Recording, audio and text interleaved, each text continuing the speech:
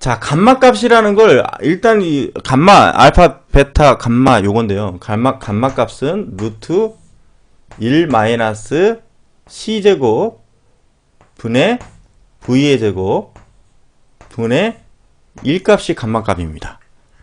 아시겠죠? 1값이 감마 값이에요.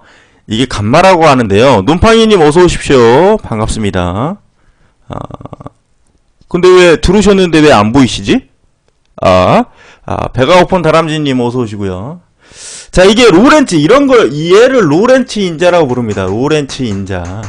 그래서 감마값이라고 부르는데 근데 요것이 어렵기 때문에 사실은 학교 선생님들이 대부분 요거를 그냥 건너뛰고 가시는 학교 선생님들이 계세요. 그래서 이 로렌츠 인자를 유도하는 건 제가 따로 녹화를 떠가지고 이 유도한 개념은 제가 따로 올려놓을게요. 저희 홈페이지 위에 자막에 보면 홈페이지 주소 나가니까 그쪽에 올려놓도록 하겠습니다. 근데 얘를 좀 알고 가야 돼요. 사실은 얘를 좀 알고 가야 되는데 왜 그러냐면 상대성 이론 설명하는 겁니다. 보세요.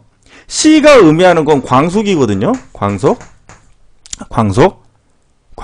그 다음에 V가 의미하는 건 실질적인 우주선의 속도예요. 우주선의 속력. 아시겠죠? 혹시 그 영화 뭐죠? 무슨 영화죠? 그거 뭐야? 그 영화 갑자기 생각이 안 나네. 그 영화. 왜 이거 상대성 이론 접목시켜서 했던 영화가 뭐죠? 제목이? 로스트 스페이스 말고요. 그런데 거기 맞다. 인터스텔라나 로스트 스페이스 보면 다 아실 거예요. 얘가 굉장히 빠른 시간의 차원을 넘어서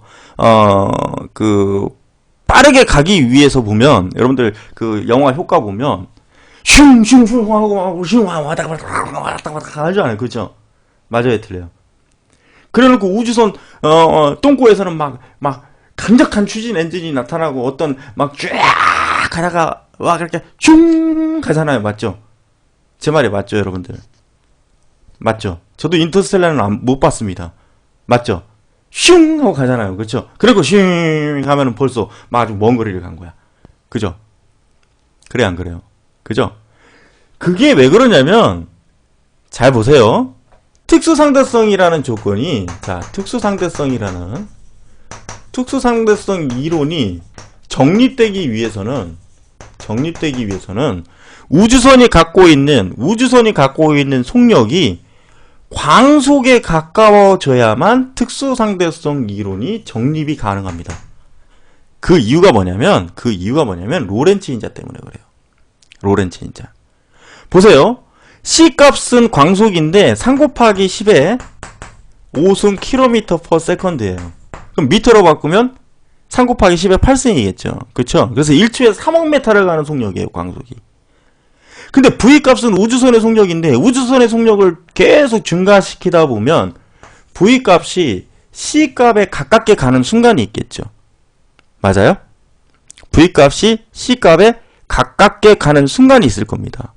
맞죠? 그러면, V값이 C값에 가깝게 가는 순간이 있다라면, C제곱과 V제곱이 같아지는 시점이 존재할 거고요. 물론 그럴 리는 없겠지만 아직까지는. 근데 여러분들 그거 아시나? 얼마 전에 제가 뉴스를 보니까 미국의 한 기업에서 광속의 2배의 속력을 낼 수 있는 엔진이 개발이 됐답니다. 구라 아니에요. 구라 아닙니다. 진짜. 광속의 2배의 속도를 낼 수 있는 엔진이 개발이 됐대요. 그럼 우리도 이게 언젠가는 현실적인 것으로 다가오지 않을까. 일단은 엔진은 개발했다고 하더라고요. 저도 봤는데. 자, 볼게요, 여러분들. C값에 V값이 가까워질 때 특수상대성의 이론이 정립이 되는데, 자, 보세요.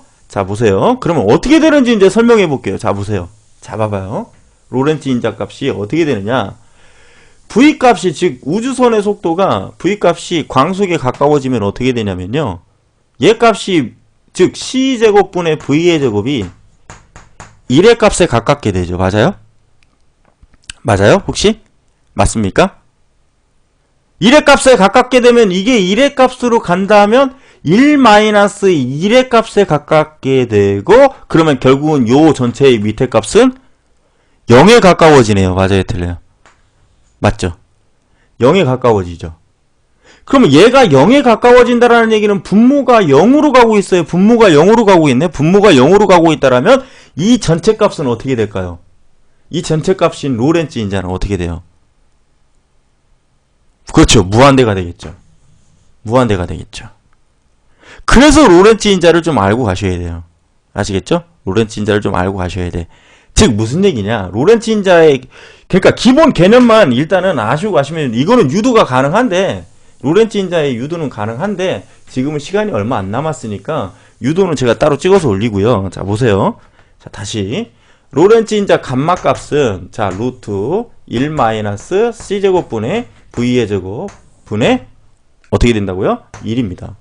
근데 v 값이 c에 가까워질 때 그때의 r 값은 어떻게 된다? 무한대가 된다라는 거예요. 무한대가 된다. 이거를 첫째 알고 가셔야 돼요. 이거를 첫째 알고 가셔야 됩니다. 아시겠죠? 그러면 이제 되게 쉬워져요. 델타 t 값은 즉 시간부터 정리할게요. 델타 t 값은요. 델타 t 값은 감마 곱하기 델타 t 고유 t0 감마 t0 이거 공식 보신 적 있죠? 맞아요? 제가 지금 교재가 없어서 t0 고유시간이라고 부르는 거예요. 고유시간 그 다음에 L값은요. L값은 감마분의 L0 맞아요? 일단 맞습니까? 맞아요? 확인 좀 해주시죠. 이게 특수상대성 이론인데 확인 좀 해보세요. 여러분들 요건데요. 볼게요. 자 제가 분명히 그러면 보세요. 제가 분명히 아까 뭐라고 그랬습니까? V값이 C값에 가까이 가면 감마값 로렌츠 인자는 어떻게 된다고 그랬습니까? 로렌츠 인자는 무한대가 된다고 그랬습니다. 맞아요? 틀려요? 맞죠? 맞죠? 네, 볼게요. 그러면 감마값이 무한대가 된다고 그랬으니까 자, 우주선의 속도가 빛의 속도에 가깝게 되어버리면 감마값이 무한대네? 어머? 그럼 감마값이 무한대가 된다라는 얘기는 결국은 커진다라는 얘기죠. 증가한다는 얘기죠. 그럼 결국은 증가한 값의 고유시간을 곱해줬으니까 델타 t 값은 커지게 되겠죠. 그래서 시간값 고유시간의 감마값을 곱한 배수만큼 시간값은 어떻게 됩니까? 길어지죠. 맞아요? 시간이 커진다. 그래서 뭐예요? 시간 팽창. 맞아요? 시간 팽창. 오케이? 되셨어요? 자, 그 다음에 얘는요. L은 어떻게 정리하면 됩니까? L은 어떻게 정리하면 돼요? L0 곱하기 감마분의 1이죠. 그럼 얘가 무한대로 된다라는 얘기는 결국은 뭐예요?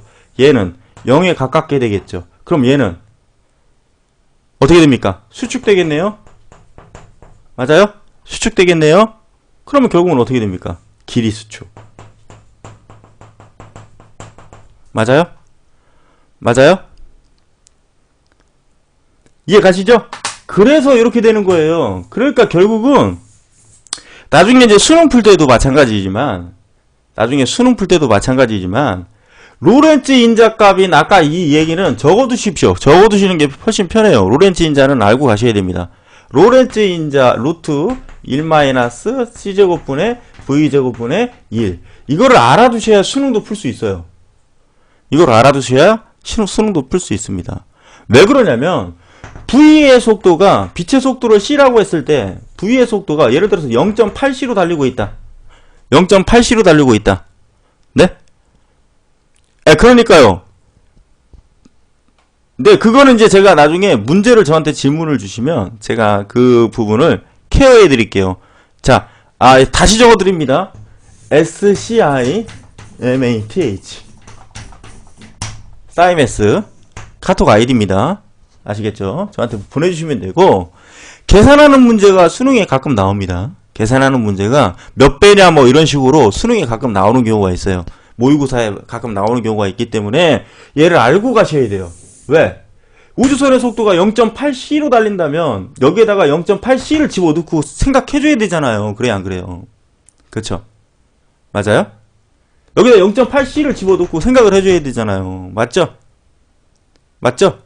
그래서 요거는 이 로렌츠 인자는 적어두고 반드시 고민하고 가셔야 돼요. 아시겠죠? 내신 문제에서 요걸 가지고 계산하라는 문제가 안 나왔다고 하더라도 모의고사 또는 수능을 준비해야 되니까 모의고사 용으로라도 얘는 반드시 기억하고 가야 됩니다. 로렌츠 인자는. 아시겠죠? 아시겠죠? 오케이. 요렇게 해서 가시면 돼요.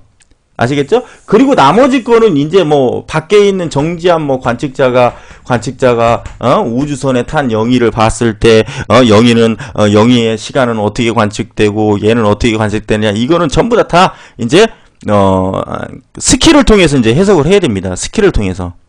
아시겠죠? 아시겠죠? 네. 그러니까 그거는 제가 나중에 그 물리 문제를 제가 샘플로 몇 문제 풀어가지고 제가 사이트에 올려놓을게요. 아시겠죠? 자, 일단 녹화는 여기까지만 하고요. 일단